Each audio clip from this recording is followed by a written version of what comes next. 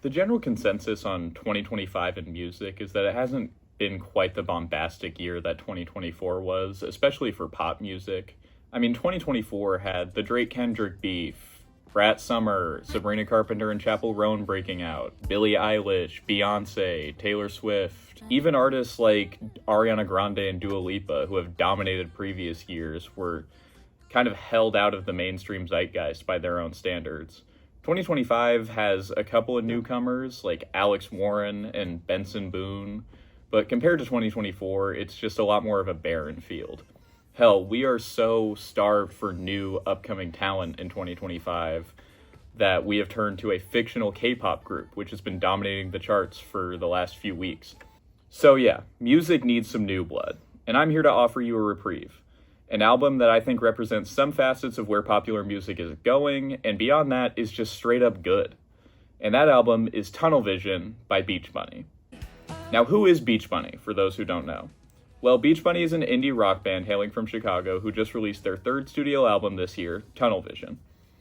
And it is phenomenal. Beach Bunny's had some success on TikTok, but like everything on that app, it was pretty fleeting and didn't amount to anything jaw-dropping like TikTok success has for some artists. So beyond the fact that I like this album a lot, why am I singling this out above any other album from 2025? Because there are a lot of albums this year that I've loved that haven't gotten commercial mainstream love. Whether that's Eusexia by FKA Twigs, If You Ask for a Picture by Blonde Shell, or Let God Sort 'Em Out by Clips. But the reason I want to talk about Beach Bunny is that whereas all of those are great, they're all very entrenched in their genres in a way that I don't think will breed mass appeal.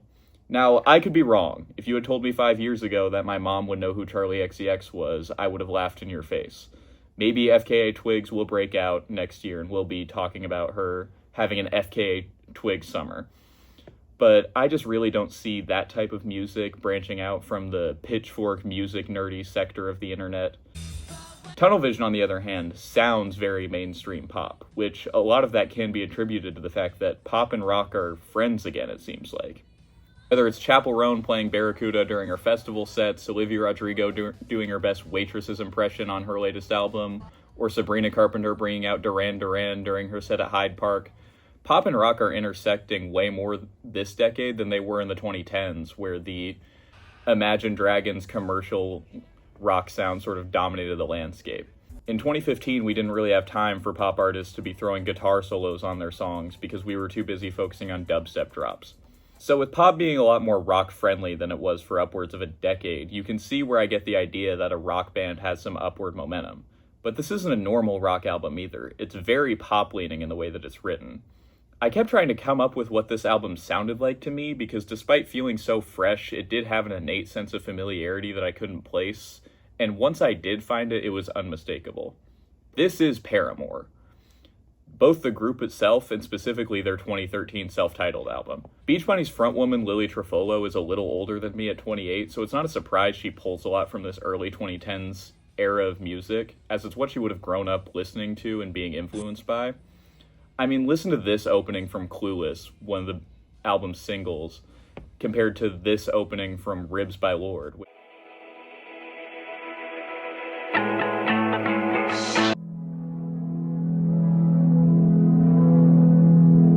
I think these songs in general mirror each other in a lot of ways. Lorde posits that it feels so scary getting old, whereas Beach Bunny talks about how did it change and how did things change in their life as the years have sort of passed them by. I think that overarching theme of anxiety, specifically age-related anxiety, permeates the whole album, and considering we're not even a year removed from a top 10 hit that was simply titled Anxiety, I would say this is a pretty solid time to release an album delving into those themes. The anxiety overtones is when I really started to draw the Paramore comparison. Let's compare two tracks across those albums. On one side you have Paramore's Ain't It Fun, and on the other side you have Big Pink Bubble, another single off of Tunnel Vision. Ain't It Fun takes a very optimistic approach to dealing with the sort of small fish in a big pond syndrome you'll develop in the industry. Basically saying, yeah, you got punched in the mouth, this isn't everything you thought it would be, what are you going to do about it? Whereas Big Pink Bubble is a much more Gen Z, I'm going to compartmentalize until it kills me approach. Lily Trufolo doesn't have the piercing voice that Hayley Williams does, which, it's Hayley Williams, no one does.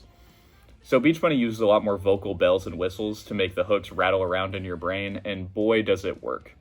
The hooks on this album are going to stick with you long past that initial listen, whether it's those little backing vocals during the verses on Clueless, the gang vocals on the chorus of Just Around the Corner, or the echoes on certain words of Mr. Predictable, which is the album's opener. The album does a great job of sounding frenetic and crazy, but not just sounding like noise. It's very controlled chaos in a way that feels like your attention is being focused where the band wants it, rather than just your brain feeling overwhelmed. So taken in total, what do we have with this album? Well, we have a pop-punk record that takes a lot of sensibilities from some of the best albums in that lane and throws a Gen Z spin on them. The youth today is more comfortable sitting in their fears and anxieties. They spend all day doom scrolling and feeling like the world is collapsing around them. They don't want to put on a brave face. They want other people to know they feel like this too. Whether it's Charlie XCX spilling her guts about her fear of motherhood on her upbeat dance album, or Olivia Rodrigo telling us about having only 2 real friends, that's why I wanted to talk about this album today. I feel like it carries a lot of the same themes and idea that you see permeating the pop music zeitgeist, and that sharp writing combined with a sound very reminiscent of one of the most commercially successful albums from one of the most well-known pop-punk groups of all time makes me think these guys aren't flash in the pan and have real staying power. I want to know what you guys think, though. Listen to Tunnel Vision and give your own thoughts. Please don't forget to like, comment, and subscribe, and until next time, guys, take it easy.